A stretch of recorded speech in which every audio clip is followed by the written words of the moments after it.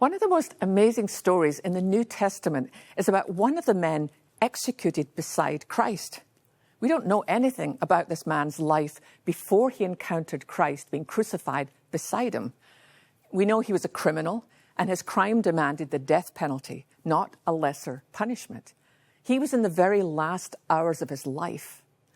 If there was ever a moment in human history where being in the right place at the right time occurred, surely this was it.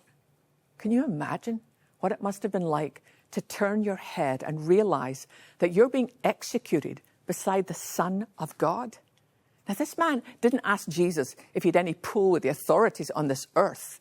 He recognized a far greater authority, Christ's kingdom. Jesus' response to him is staggering. But the other criminal protested, "Don't you fear God even when you've been sentenced to die? We deserve to die for our crimes, but this man hasn't done anything wrong." And then he said to Jesus, "Remember me when you come into your kingdom." And Jesus replied, "I assure you, today you will be with me in paradise." That's in Luke's Gospel, chapter 23. He didn't tell him it was a little too late. He didn't ask him if he'd ever done anything good, anything even vaguely redeemable. He didn't ask him if he'd ever gone to temple. No. He said this, "Today you will be with me in paradise."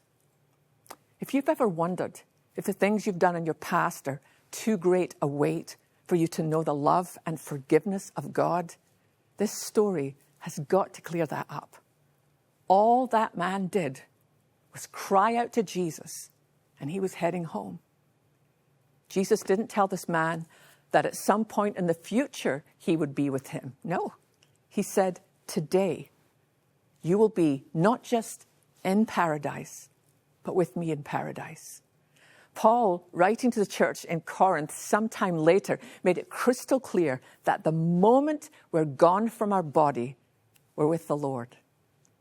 So we are always confident, even though we know that as long as we live in these bodies, we're not at home with the Lord. For we live by believing and not by seeing. Yes, we are fully confident, and we would rather be away from these earthly bodies, for then we will be at home with the Lord. That's 2 Corinthians chapter 5. Paul's message is unambiguous. To be absent from the body is to be at home with the Lord. That is the very definition of good news. That is the gift of Christmas. That is the gift for every day for the rest of your life. When you've placed your trust in Jesus, the minute your life is over, you are finally home free.